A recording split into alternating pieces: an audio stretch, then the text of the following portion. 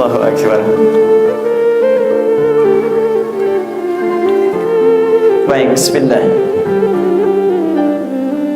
Baik, sulusul baul wasilan OCD. Baik. Gangguan obsesif kompulsif atau obsesif kompulsif disease, merupakan penyakit jangka panjang yang bersifat kompulsif. Orang dengan gangguan ini memiliki ketakutan tidak masuk akal yang berlebihan dan menunjukkan sikap atau perilaku kompulsif. Misalnya seperti orang yang takut akan kotor sehingga harus cuci tangan berkali-kali, bahkan sampai 3 kali bilas dalam 1 kali cuci tangan. Pertanyaan, apakah setiap sholat baik sunnah atau fardu saya harus ganti pakaian dan wudhu ulang?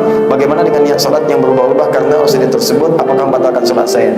Intinya ada pertanyaan, kalau ada penyakit tertentu yang didiagnosa, kekhawatiran gelisah berlebihan, kemudian terkait dengan 2 hukum, 1 hukum fikih, kedua terkait dengan hukum untuk bab tazkiyatun nafas, ketenangannya, bagaimana meraihnya. Saya jawab dengan hukum fikihnya dulu. Gini, kita ini memiliki 2 persoalan dalam hidup, kadang-kadang jadi musuh.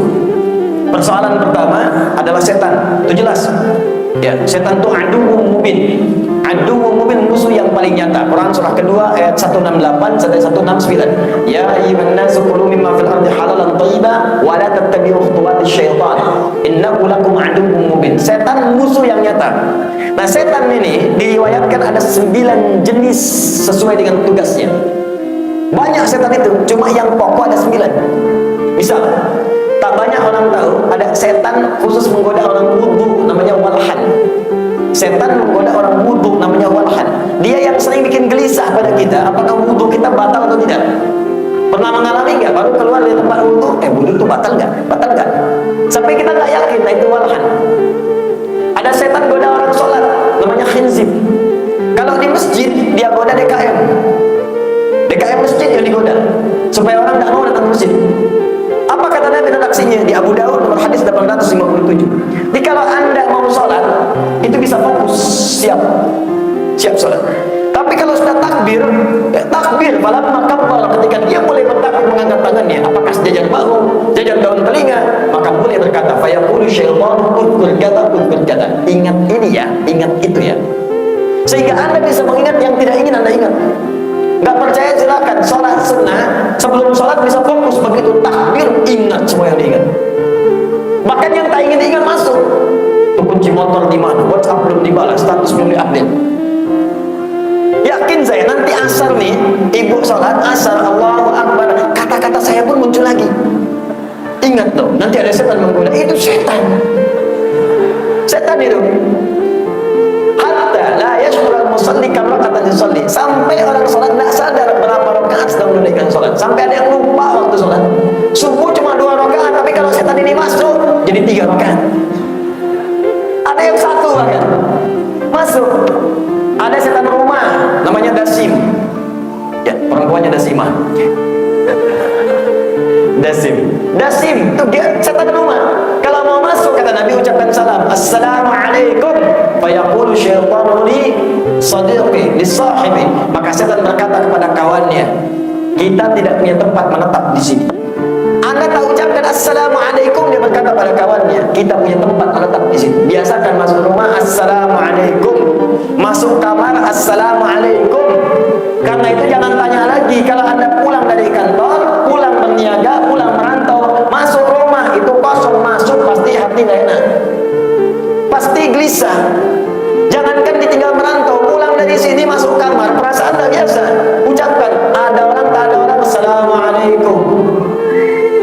Tak ada jawaban, bagus, waalaikumsalam, persoalannya. Namanya Dasim. Saya ajarkan nih pada anak-anak, yakin. Anak saya kecil dulu, yang pertama saat usia 3 tahun saya ajarkan, kakak masuk kamar ucapkan assalamualaikum. Ada setan namanya Dasim, tak baca diganggu nanti.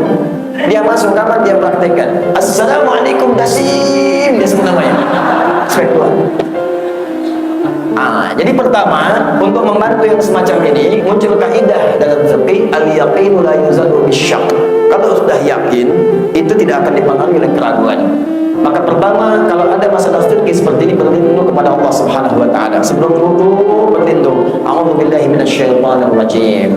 Bacakan ayat kursi, minta perlindungan boleh. Muawwadzat salat boleh. Qul huwallahu Allah, qul a'udzu birabbil falaq, qul a'udzu birabbin nas. Talata aqwal, talata qul. Qul, minta sama Allah. Boleh. Berlindung. Ketika kita bermohon kepada Allah, Allah menjaga supaya setan tidak memberikan waswas. Yang kedua, kalau sudah berwudu selesai itu langsung yakin suci. Langsung yakin suci. Bahkan dalam fikih, jangankan yang ragu, orang yang sering buang air. Ya, buang air. Kadang-kadang tidak terkontrol, sudah tidak ada kontrol. Itu kalau sudah wudu sekali yakin suci, dianggap suci dia. Walaupun pakai pempas mengalir bisa kotorannya. Karena tidak terkontrol lagi, itu secara fikih sah. Boleh. Yang kedua nafsu. Ya, innan nafsa la'ammaratun bisu. Nafsu itu sering mengarahkan pada yang tidak baik. Quran surah 12 ayat 53. Nafsu ini sumbernya apa? Makanan, pergaulan, apa yang ditonton, apa yang dilihat, apa yang dimakan, apa yang dibaca, apa yang didengar. Karena itu menjauhlah dari kondisi-kondisi lingkungan-lingkungan makanan-makanan yang bisa mengarahkan Anda pada perilaku penyakit seperti ini. Mulai jauhi pelan-pelan. Terapinya demikian. Arahkan pada yang baik. Rajin baca Al-Quran. Ya. Ayo mulai bangun malam tahajud. Baca Quran surah ke-17 ayat 82. Wa nunazzilu minal Qur'ani ma huwa syifaa. Minta ya Allah berikan kesembuhan. Minta. Nanti akan terjadi perubahan. Rajin dengan puasa akan terjadi perubahan. Ini pertama, secara fikih ini sah hukumnya ketika Anda sudah berwudu, Anda yakinkan itu. Kalau diganggu gelisah tadi, yakin saja. Al yaqinu la yuzalu bisyak. Yakin salat.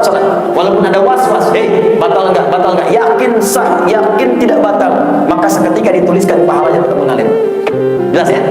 Ini bagian yang pertama. Bismillah. Assalamualaikum Pak Ustaz. Waalaikumsalam warahmatullahi wabarakatuh. Dulukan mana, umrah atau haji? Kalau mampu dan dapat, dulukan haji. Karena kalau sudah haji itu nanti ada 3 peluang. Haji saja disebut ifrad, qiraan menyandingkan umrah dengan haji. Tamattu' mendahulukan umrah baru haji. Tapi biasanya kalau orang haji punya kesempatan umrah. Kalau orang umrah belum tentu punya kesempatan haji. Apalagi program kita yang difasilitasi Pak dari pemerintah datang kemudian ke Mekah, itu umumnya tamattu'. Apa itu tamattu'? Umrah dulu baru haji. Jadi setiap yang hajinya punya kesempatan umrah. Karena itu ayat dalam Al-Quran itu diurutkan ketika menyebutkan haji, umrahnya ikut. Buka Quran surah kedua Al-Baqarah ayat 196 paling kiri sebelah bawah. Wa atimmul hajja wal umrata lillah. Haji dulu, umrahnya ikut. Karena setiap orang haji, umrahnya pasti dilakukan. Pada umumnya kalau diniatkan. Wa atimmul hajja, sempurnakan haji, wal umrata. Wawunya ataf. Huruf ataf itu umumnya ma'iyah. Ma'iyah itu bersamaan nyatu. Jadi kalau orang mengerjakan haji, umumnya bisa umrah. Tapi kalau orang umrah saja, belum tentu haji. Karena haji hanya terjadi di satu musim. Apa itu? Musim haji. Sekarang ini, Dzulhijjah 9, 10, 11, 12, 13 selesai.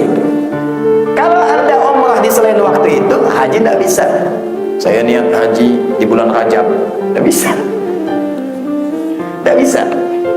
Jadi kalau ingin dahulukan yang haji baru umrah. Itu yang prioritas itu fikih aulawiyah. Ustadz saya ini tidak punya biaya untuk haji, tidak punya umrah, tapi pengen haji, pengen umrah. Gimana caranya? Ikhtiar. Quran surah ke-3 ayat 96-97. Ya, inna awwala baitin wudi'a lin-nasi alladhi bakkata mubarakan hudan lil 'alamin fihi ayatun bayyinatun maqamu Ibrahim faman dakhalahu kana amina walillahi 'alan nasi hajjul baiti min man istata'a ilaihi sabila. Kata Allah, saya Allah memberikan kewajiban bagi setiap hambaku untuk berusaha bisa haji. Istita'ah itu bukan mampu, istita'ah itu berusaha mampu. Ini sering keliru menerjemahkan ini. Istita'ah itu adalah bukan mampu. Dari kata ta'ah ditambah ista. Ista itu dalam ilmu sharaf sesuatu yang diusahakan, minta. Adzina izin, istadana minta izin, berusaha minta izin. Kalau mampu, qadir. Istata'a dari kata ta'at, tunaikan haji dengan ketaatan karena Allah. Bukan karena ingin update status sebagai haji, bukan. Quran surah 2 ayat 197. Al-hajju asyhurun ma'lumat, faman farada fihinna al-hajja fala rafatha wala fusuqa wala jidala fil hajj. Wa ma taf'alu min khairin ya'lamuhu Allah wa tazawwadu tujuannya untuk meningkatkan takwa, taat kepada Allah. Untuk taat, perbaikan diri kita, bukan untuk merubah statusnya tetap, karena ibadah itu tidak memberikan gelar. Tak ada ibadah yang mendapatkan gelar. Sholat tidak ada gelar bapak sholat. Ibu infak. Nama saya Adi Hidayat SHI. Oh, sarjana hukum kan? Bukan. Sholat, haji, infak. Kenapa haji dilekatkan kalimat haji di situ? Karena ibadah ini puncak ibadah. Ibadah itu dibagi 3. Ibadah fisik saja, ibadah harta saja 2. Ketiga, ibadah yang menggabungkan fisik dan harta. Ibadah fisik saja, sholat, tidak ada orang bayar. Izin sholat Pak di Masjid Baitur Rahmah, boleh 1 rakaat 20.000. Tidak ada. Sholat ya sholat, selesai pulang. Ibadah dengan harta saja. Tuh, ada kotak infak, ya, ada zakat, harta saja. Jadi kalau sedang kumpul Jumatan pengajian, ada kotak lewat, oh, kotak infak, bukan mobil-mobilan. Harta saja. Haji menggabungkan keduanya, harta dan fisik. Mustahil bisa haji kalau tak ada harta untuk berangkat. Mustahil bisa tawaf kalau fisik tidak kuat, kalau tak ada kemampuan fisik. Bayangkan sholat saja pahalanya banyak, zakat pahalanya banyak, apalagi menggabungkan harta dan fisik. Karena itu turun kalimat al-hajjul mabrur laisa lahu jazaa illa al-jannah. Haji mabrur itu tidak ada pahala sepadan kecuali surga. Tinggi tingkatnya. Nah, karena dia sudah pulang mabrur. Apa itu mabrur? Bukan diterima. Mabrur itu dari kata birrun. Birrun itu adalah sifat baik yang muncul setelah jeleknya hilang. Bisa marah lawannya sabar, marahnya hilang. Saat wukuf, kontemplasi, merenung, isi, kenapa saya sering marah? Tobat sama Allah, pulang-pulang jadi penyabar. Yang tadinya misalnya kasar, pulang-pulang jadi lembut. Begitu buruknya hilang, baiknya muncul, itulah birrun, sifat baik yang muncul setelah buruknya hilang. Kalau melekat pada diri kita, berubah jadi mabrur. Di haji mabrur itu bukan haji yang diterima. Kalau diterima, makbul namanya. Haji mabrur itu haji yang merubah pelakunya dari perilaku yang tidak baik jadi baik. Karena itu orang Arab mengingatkan, kalau sudah pulang dari haji, sampai dia ke bandara dipanggil, Pak Haji. Maksudnya begini, Pak, Bapak sudah haji, jangan lagi ya jeleknya muncul, hilangkan jeleknya, jaga baiknya. Haji itu bukan gelar, tapi pengingat pada sifat. Anda baru pulang, datang ke imigrasi, proses lama, marah, mana koper saya, lama nih. Orang Arab mengatakan, ya haji. Apa baru haji? Jangan tukar surga itu dengan maksiat lagi. Ini bukan gelar. Pak Herman, tadi kok Pak Haji Herman, oh iya. Itu tidak gelar, bukan gelar, ya. Karena itu kalau mau berangkat perbaiki dulu, perbaiki diri kita. Boleh minta doa, boleh. Doa yang baik-baik. Kumpulkan orang, boleh, silakan kumpulkan kalau mau. Minta doa kepada mereka, bersedekah dengan kebaikan, tapi hilangkan sifat riya. Nah, ada satu amalan yang saat dikerjakan dia belum haji. Nah, dia bisa kerjakan itu. Tapi sebelum mengerjakan ini, kata Allah, kerjakan haji dengan taat.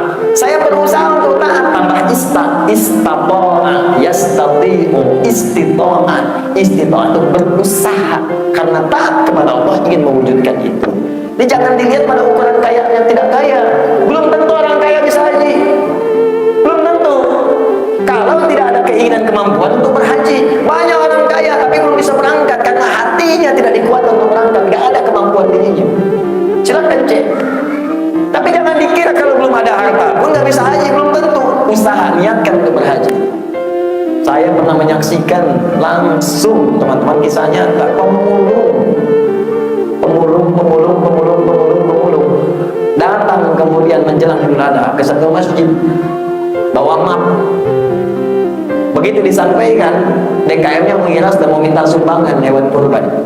Kata DKM-nya, ya nanti kami siapkan ya, Bapak Ibu tenang saja. Bukan Pak, kami datang kemari bukan ingin minta sumbangan, kami justru ingin berkorban. Kaget DKM. Apa? Kami ingin berkorban, kami malu.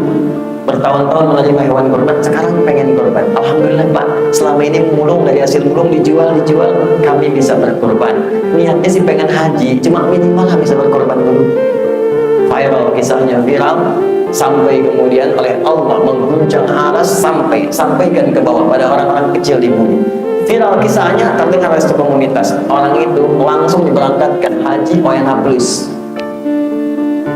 Coba kita bayangkan. Banyak kisah tentang itu. Tapi yang saya ingin katakan, ayo berusaha. Nih haji berusaha dulu, nabung. Jadi atau tidak kita sudah berniat. Kalau belum mampu mengerjakannya, sambil nabung kerjakan satu amalan. Ada di At-Tirmidzi nomor hadis 586. Man shallal ghadata fil jama'ati thumma yaqulu yadhkurullaha hatta bidayatil duha ya fa yusalli rak'ataini fa kana alayhi ka ajri hajjin wa umratin tammatun. Siapa yang menunaikan salat subuh berjamaah atau di masjid dan dia tak lantas pulang berzikir karena Allah, ada yang baca Al-Quran, ada yang dengarkan ta'lim, ada yang berzikir dengan kalimat thayyibah, ada yang menghafal Quran, dia zikir sampai tiba awal duha, namanya syuruk, sekitar 1 jam dari waktu subuh. Subuh jam 5, jam 16 suruh. Ya, biasanya 1 jam atau 1 jam 15 menit. Salat dia 2 rakaat. Saat salat itulah dicatatkan pahalanya senilai haji dan umrah. Sempurna. Ya, pahalanya senilai. Bukan berarti sudah haji dan umrah, senilai haji dan umrah. Ya, jadi jangan sampai keluar masjid Baitur Rahmah, alhamdulillah saya sudah haji dan umrah. Assalamualaikum warahmatullahi wabarakatuh. Ustaz, titik 5. Semoga Ustaz dalam keadaan sehat saja dan semoga Anda juga diberikan kesehatan yang paling mulia. Bagaimana melafazkan niat ketika sholat? Maka lafaz Arab yang beriringan lafaz dalam hati yang kita baca bahasa Indonesia. Mohon penjelasannya Ustaz. Kata Imam Syafi'i dalam kitabnya Al-Um, beliau mengatakan an-niyatu mahalluha fil qalbi muqtarinan bit takbiri. Niat itu tempatnya di hati bersamaan dengan takbir. Jadi ketika mengucapkan Allahu Akbar, di hatinya langsung dilafazkan dalam hati.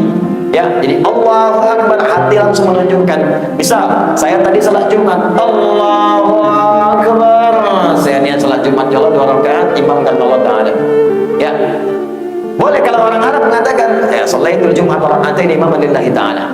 Plus dimuqtarinan bitakbir. Allahu Akbar, hati menunjuk asar, hati menunjuk maghrib, hati menunjuk isya. Plus ada orang was-was sulit dia.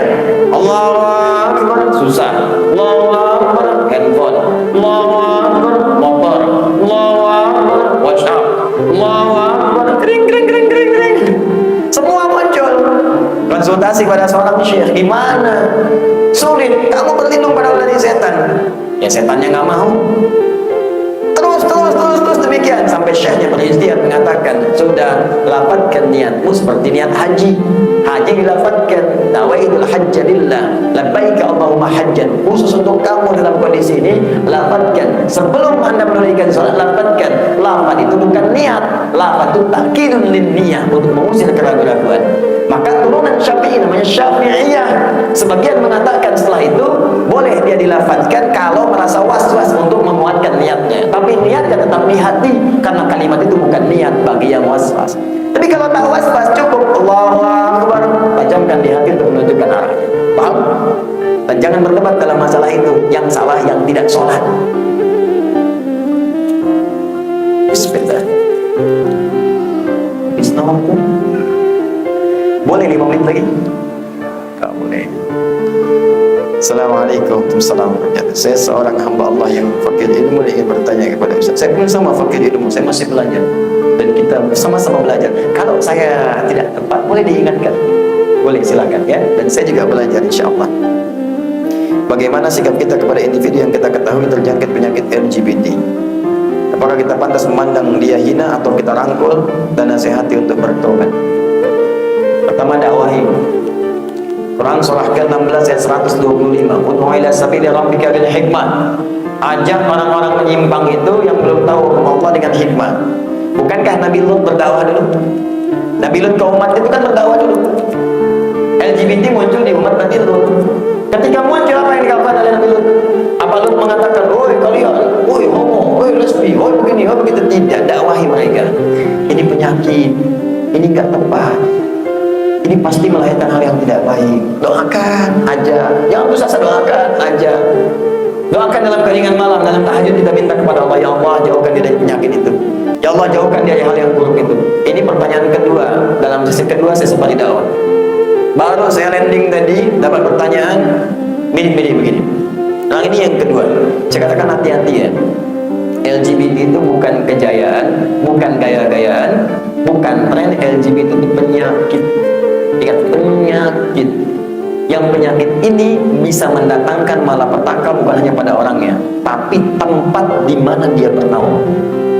Tempat di mana dia bernaung. Longsor, gempa, banjir, tsunami. Longsor, gempa, banjir, tsunami. Singkat, LGBT. Awas, hati-hati. Dia bisa berpengaruh pada lingkungan. Kalau menyebar, menular, itu yang paling bahaya. Karena merusak sekali. Karena itu kita rangkul dia dengan doa, kita arahkan. Dan jangan buka peluangnya.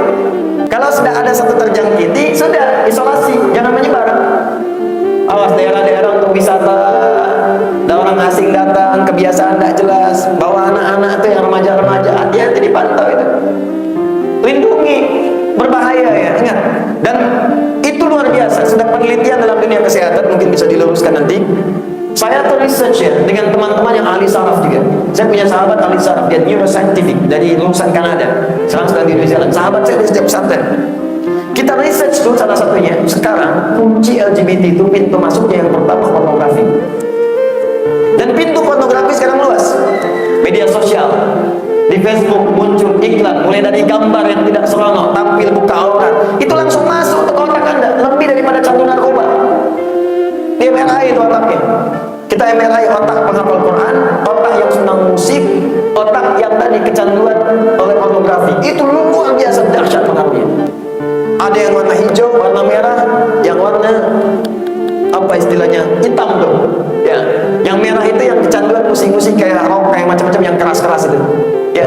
Yang hijau itu yang sering dibacakan Quran cepat. Asalnya kita ingin mengadopsi tentang sistem kecepatan ingatan. Ini penghafal Quran itu unik, diminta menghafal Quran terus dibacakan hafalan sepersekian detik itu bisa keluar. Kan kita kalau mengingati disampaikan informasi, disimpan di bagian otak kita, kalau dibutuhkan dia muncul. Anda jam 5 sore kemarin ada di mana? Dicari. Penghafal Quran dahsyat, baru dimintakan qul huwallahu ahad. Setelah itu apa? Sepersekian detik Allahus samad. Bagaimana itu bisa muncul?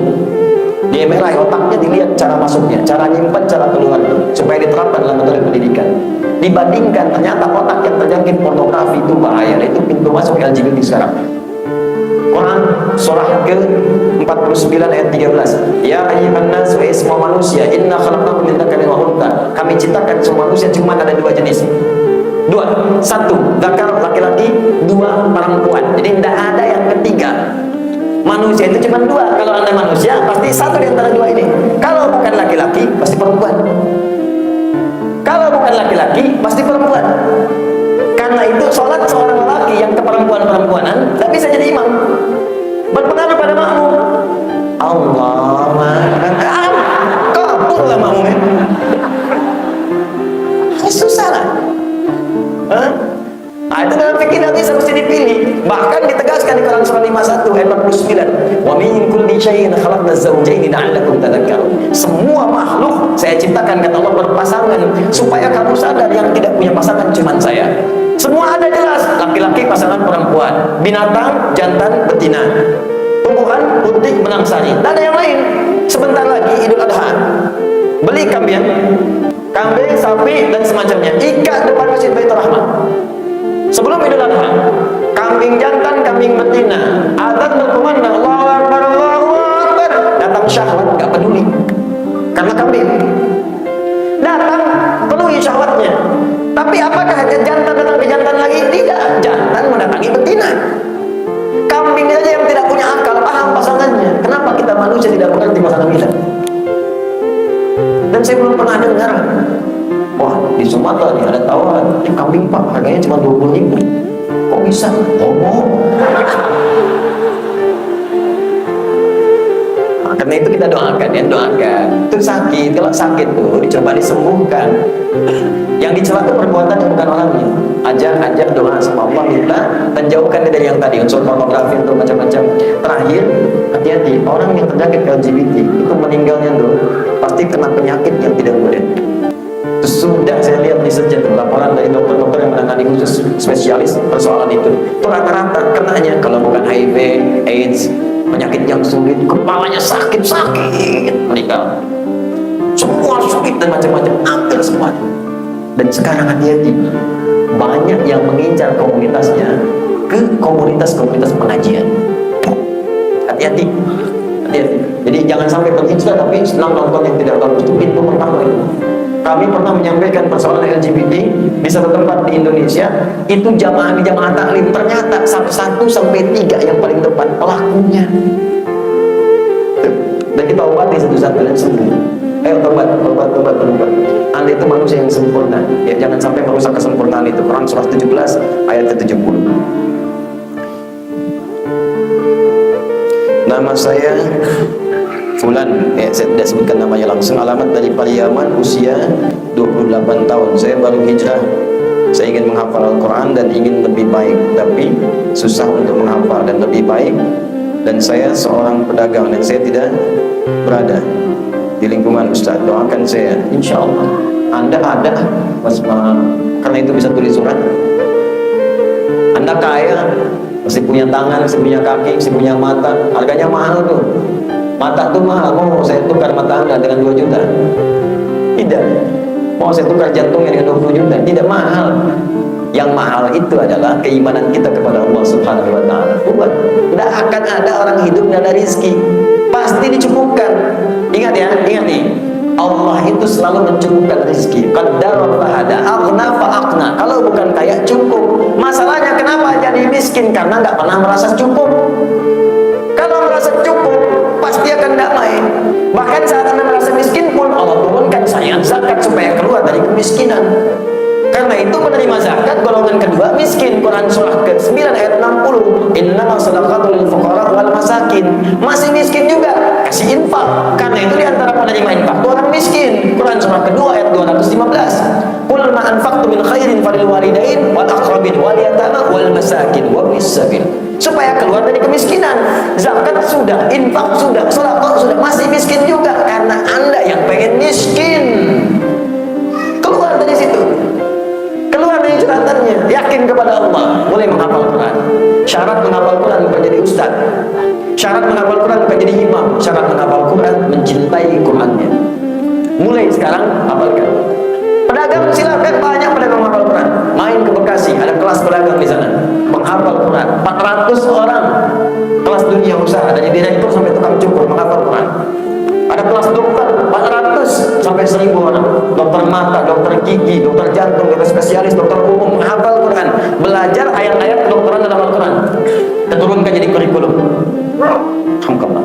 Nah, jadi silakan, tidak ada batas. Kita sering mendoakan insyaallah semoga dimuliakan oleh Allah Subhanahu wa Ta'ala insyaallah. Dan tidak ada batasan umur. Mau 28 tahun, mau 82 tahun bisa. Ada nenek usia 82 tahun. Hanya dibacakan Quran oleh cucunya tiap hari. Bacakan. 2 tahun hafal Quran sempurna 30 juz. Ya, sudah lewat 5 menit nih. 1 menit lagi ya. Sebentar. Saya bingung Ustaz. Baik, kita lihat.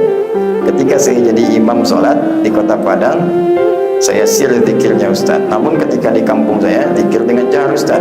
Ketika saya bertanya sama Ustaz, zikir jahar dilarang oleh Allah. Apa yang harus saya lakukan? Bagaimana bisa dilarang?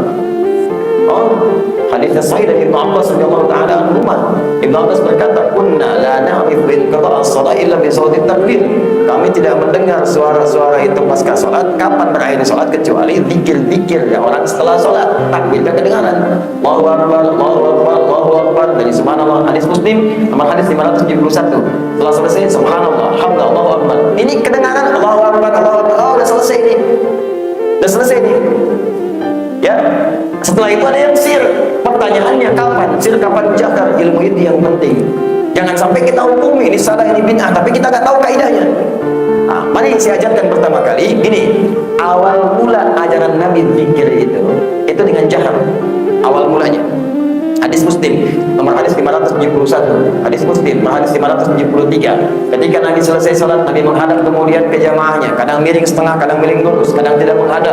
Beliau mengatakan, ya, perhatikan, subhanallah, subhanallah, astaghfirullah, astaghfirullah, astaghfirullah, Allahumma antas salam, minkas salam, tabarak ya dzal jalali wal ikram. Sekarang naik sini Mas, tuh orang. Naik sini ada tahu. Tapi nanti ini colek itu sampai ke belakang, tidak ada yang naik. Minta mic-nya satu. Minta mic. Ini bisa kan? Jazakallah khair. Salim aja. Pegang ini. Sini ya. Ini. Ada sini. Dekat sini. Enggak, sampaikan aja. Saya ulang. Ya, sampaikan ya. Sekarang ya. Subhanallah walhamdulillah wa la ilaha illallah wallahu akbar. Allahu akbar. Kedengaran? Ibu dan bapak, bayangkan kalau pertama kali Nabi selesai sholat, kalimatnya begini. Bagaimana bisa kita tahu sekarang ada astagfirullah, astagfirullah, astagfirullah, mantas salam? Bagaimana bisa tahu? Kenapa itu kedengaran oleh sahabat? Karena Nabi bimbing dengan keras awalnya. Astagfirullah, astagfirullah, astagfirullah, Allahumma antas salam, minkas salam, tabarakta ya dzal jalali wal ikram, la ilaha illallah wa la syarika lah, wal mulku wa lahu wa ala kulli syai'in qadir. Bahkan ada yang setelah itu mengatakan hamdan katsiran thayyiban mubarakan fi, kedengaran oleh Nabi. Bahkan ada yang mengatakan Allahumma ya Allah innaka antal ahad as-samad alladzi lam yalid wa lam yulad wa lam yakul lahu kufuwan ahad, Allahumma ighfirli, kedengaran oleh Nabi. Sampai apa respon Nabi? Nabi tidak pernah mengatakan bid'ah. Tidak. Yang Nabi katakan, ara'ait laqad du'ita bi asma'illahil a'zam, idza du'iya biha ajabu, idza su'ila biha ata. Kata Nabi, tahu dari mana bahasa itu? Cara begitu, engkau baru meminta kepada Allah dengan namanya yang paling agung. Jika diminta dikabulkan, jika dimohonkan langsung diberikan. Tapi setelah itu, setelah paham dibimbing, paham astagfirullah, paham Allahumma antas salam, paham kemudian dengan kalimat thayyibah, paham dengan doa, masing-masing berdoa. Karena doa itu biasanya hajat masing-masing. Maka berdoa dengan sir, minta. Ada orang minta keras, ya Allah, ya Allah, ya Allah. Engkau berdoa kepada Tuhan yang bukan tuli. Minta aja dengan baik. Turun Quran surah ke-7 ayat 205. Wadhkur rabbaka fi nafsika tadarruan wa khifatan wa dunal jahri minal qaul. Kalau mau minta sama Tuhan, minta yang khusyuk, enggak perlu kencang-kencang begitu. Kencang itu tak beraturan, minta mengganggu pada yang lain. Turun ayat tadi, minta dengan khusyuk, engkau lirih pun dikabulkan. Engkau minta pada Tuhan yang pendengar, as-sami', bukan Tuhan yang tuli. Jadi yang dimaksud ajaran tadi jahar itu bimbingan kepada orang-orang yang baru mengenal zikir, atau orang-orang yang baru belajar, atau yang dibimbing. Silakan bimbing. Karena ada kelompok orang awam kalau nggak dibimbing nggak zikir. Pergilah ke kampung-kampung, datang ke daerah-daerah Jawa, sebagian kampung kalau nggak dibimbing itu pergi semua. Tidak berpikir, maka dibimbinglah di situ. Kalau sudah advance, sudah naik, sudah kelas, sudah paham, cukup sir saja. Silakan sir masing-masing. Paham ya? Assalamualaikum warahmatullahi wabarakatuh. Assalamualaikum warahmatullahi wabarakatuh. Astagfirullah. Advance. Tidak. Ini kelasnya kelas pemula nih. Udah bukan. Itu sesuai dengan hajat hidupnya. Paham? Mau di sini terus? Fair insyaallah. Jadi boleh jadi Anda pulang ke kampung masing-masing, lihatnya masih ada yang dibimbing. Mungkin tuh orang awam yang butuh bimbingan, dibimbinglah, enggak apa-apa. Ya kan zaman Nabi pun ada, zaman sahabat ada. Balik lagi ke Padang, sudah paham semua, sir, tidak apa-apa, silakan. Dua-duanya benar. Yang salah? Tidak baca pun tidak salah, cuman kehilangan keberkahannya. Ya, hati-hati ya, hati-hati di sini. Jadi yang saya harapkan kita belajar sehingga kita bersikap bijak. Kadang-kadang orang yang belum tahu itu bukan dimarahi, tapi diberitahu. Ingat, orang yang belum tahu bukan dimarahi, diberitahu. Tidak tahu dia sab mesti lulus, enggak, bukan dimarahi. Woi, kapan? Apa nggak paham tuh usia 30 tahun, 50 tahun masih begitu aja? Marah lah dia. Ya, saya ini udah lama di masjid ini, udah 10 tahun saya di sini. Jawab tuh, padahal masjidnya baru 5 tahun. Udah selesai. Masih ada waktu. kemana nih? Terakhir ya? Bismillah. Bagaimana cara menghafal Al-Quran 30 juz? Hafalkan. Udah selesai. Satu, berniat ikhlas karena Allah. Dalilnya Quran surah ke-96 ayat pertama. Iqra bismi rabbikal ladzi khalaq. Ya, baca karena Allah, bukan karena yang lain. Termasuk hilangkan keinginan jadi hafiz. Karena Allah saja, mau dikasih mau tak terserah Allah. Baca karena Allah. Kalau ingin jadi hafiz, tak usah menghafal, ganti nama dari Asep jadi hafiz. Baca satu karena Allah, ikhlas. Yang kedua, mesti yakin. Karena itu menghafal Quran dibuka dengan dua huruf taukid, lam dengan qad. Quran surah ke-54 ayat 17, ayat 22, ayat 32, ayat 40. Walaqad yassarnal Qur'ana lidzikri fahal min muddakir. Harus yakin kami sudah mudahkan Al-Quran untuk dihafalkan. Saking mudahnya, anak kecil dan dewasa yang paling sepuh bisa hafal Quran. Bahkan memkuota hafal Quran. Tak bisa lihat hafal Quran. Mudah sekali. Harus yakin. Ya, jadi kalau sedang menghafal ini tiba-tiba macet pertengahan, yakin bisa. Lawan diri kita, bisa. Bismillah. Ini macet, bisa. Faktor usaha, bukan usia, usaha. Karena Quran diturunkan sempurna usia Nabi 63 tahun.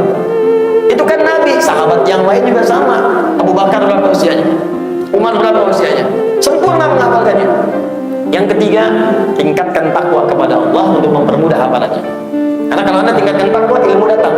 Apa dalilnya? Quran surah kedua di akhir ayat 282, paling kiri sebelah bawah. Wattaqullaha wa yu'allimukumullah. Tingkatkan takwamu kepada Allah, maka Allah akan tambahkan, ajarkan kepada kamu tambahan pengetahuan.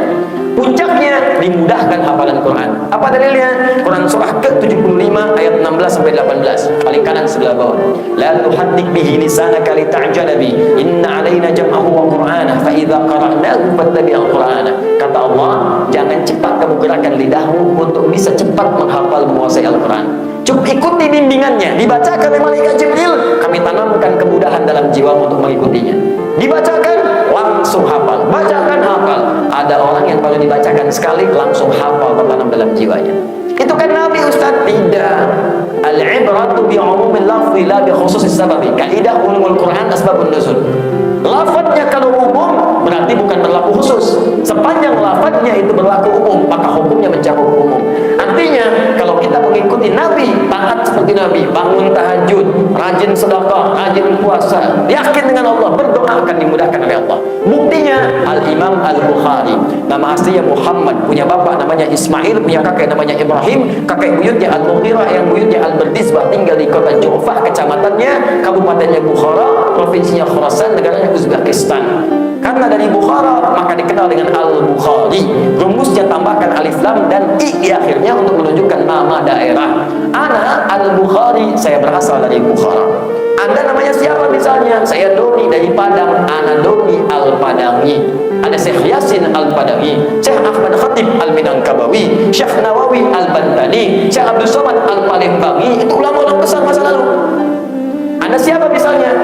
Saya adalah Michael Chanyago dari Payakumbuh. Ana Michael Chanyago Al-Payakumbuhi. Ya. Kalau orang Jakarta jarang ngaku, bilangnya Betawi karena nggak enak. Ya. Maka apa yang dilakukan Imam Al-Bukhari? Berdoa kepada Allah. Bapak ibunya minta supaya dikuatkan hafalannya, dikuatkan ilmunya, dikuatkan hati. Bapak ibunya soleh. Cuma maaf secara singkat saja, begitu lahir usia 2 tahun bapaknya meninggal. Tapi ibunya masih kuat, single parent. Banyak perempuan single parent di masa lalu yang berhasil mendidik anak. Imam Syafi'i single parent, bahkan menggendong anaknya dari Palestina ke Makkah supaya bisa belajar. Digendong toa, disimpan di halaqah ulama sampai jadi imam besar. Sampai ketika beliau kemudian ke Irak, kata ibunya, jangan pulang, ketemu aja di akhirat nanti. Jangan pulang, supaya bisa belajar dengan baik. Tiba-tiba orang Irak datang, setiap datang ke Mekah cerita Syafi'i, qala Muhammad bin Idris Syafi'i. Penasaran ibunya tanya, itu ulama besar Irak. Siapa Syafi'i itu? Dia tuh orang Mekah, masih muda, datang ke kami. Kata ibunya, dia anak saya. Bilang sama Syafi'i, pulang ke sini, ibu udah kangen, nggak jadi ketemu nanti, karena datang bawa ilmu. Disampaikan ke sana, senang orang semua. Syafi'i boleh pulang, boleh pulang, boleh pulang. Akhirnya karena senang ulama besar mau pulang kampung, datang ke Mekah, dibekali semua, kasih makanan, kasih unta, macam-macam. Datang dengan santri di perbatasan Mekah, dia mengabari pada ibunya, diutus santri. Ini sunnah, kalau mau bertamu kasih kabar, bukan datang diam-diam. Sunnahnya kasih kabar, saya mau datang ya, datang supaya yang punya rumah siap-siap. Jangan sampai tiba-tiba depan pintu. Kasihan orang nggak bisa menjamu Anda, nggak enak juga, nggak nyaman juga. Itu bukan kejutan namanya. Ya, sunnahnya bukan dikasih kabar, dikasih kabar. Begitu santrinya datang ke rumah ibunya, ketok pintu, siapa? Saya santrinya Imam Syafi'i. Ada apa? Beliau pulang, Bu. Masya Allah. Bawa apa Syafi'i ke sini? Bawa unta, Bu, 100. Makanan banyak. Wah, hebat Syafi'i. Bilang sama Syafi'i, balik lagi sana. Saya nggak butuh itu semua. Balik, bingung. Datang lagi santrinya, balik ke Imam Syafi'i. Begitu nyampe ke Imam Syafi'i, apa yang terjadi? Dibawa. Kata ibu, gak usah datang, balik lagi. Balik lagi, kamu bilang apa tadi? Saya ditanya, sama ibu apa? Saya bilang bawa unta banyak, bawa makan. Salah kamu. Wah, ibu saya nggak mau terima itu semua. Akhirnya apa? Dibagikan semua unta makanannya, dibagikan semua kepada penduduk Mekah pada saat itu. Bagikan. Cuma bawa kitab aja satu. Katakan pada ibu saya, Syafi'i datang membawa kitab. Balik lagi, tapi yang diutus bukan yang itu, yang lain lagi. Datang lagi, begitu datang, siapa kamu? Murid Syafi'i. Yang tadi kan sudah, ini beda. Kenapa? Syafi'i tiba, Bu. Apa yang dibawa oleh dia? Syafi'i datang membawa kitab. Katanya unta, nggak ada unta, Bu. Dan dibagikan semua, yang ada hanya bawa kitab. Sampaikan pada Syafi'i, cepat pulang ke sini, ibu merindukannya. Single parent, berjuang sendirian, melahirkan seorang anak yang luar biasa. Al-Imam Ahmad bin Hanbal, muridnya Imam Syafi'i, single parent ibunya. Setiap malam, Bu, kalau musim dingin, dimasakkan air, dibutuhkan oleh ibunya. Sholat malam, sumbu-sumbu selesai disimpan di halaqah majelis ulama. Tunggu dewasa menghafal 1.000.000 hadis. Bapak Ahmad. Imam Al-Bukhari, bapaknya meninggal, ibunya berikhtiar, kuat, berusaha. Cuma kadang Allah, ujian Allah datang, usia 4 tahun, matanya buta. Secara medis permanen, secara klinis gak bisa sembuh. Tapi buta mata diganti dengan tajamnya hati. Ibunya terus berdoa, ibadah, panjang. Dibawa ke halaqah Quran, usia masih kecil, 4-5 tahun, datang ke majelis ilmu, kitab waktu itu. Dibacakan surah Qaf oleh syekhnya. Sekali baca langsung hafal.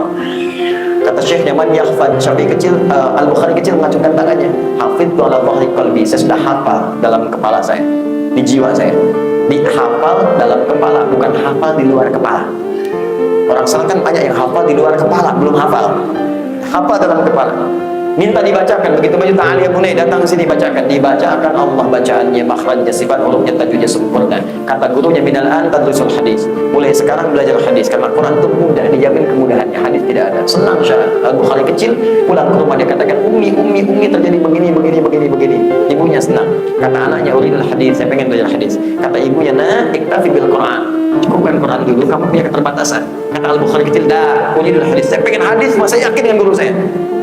Maka anaknya pergi ke kamarnya meraba jalan. Ibunya merasa iba, pergi ke mihrabnya. Mihrab bukan musola, bukan masjid. Boleh ruangan kecil, tetap ada ruangan, hampirkan sejadah. Tapi hanya khusus untuk ibadah saja.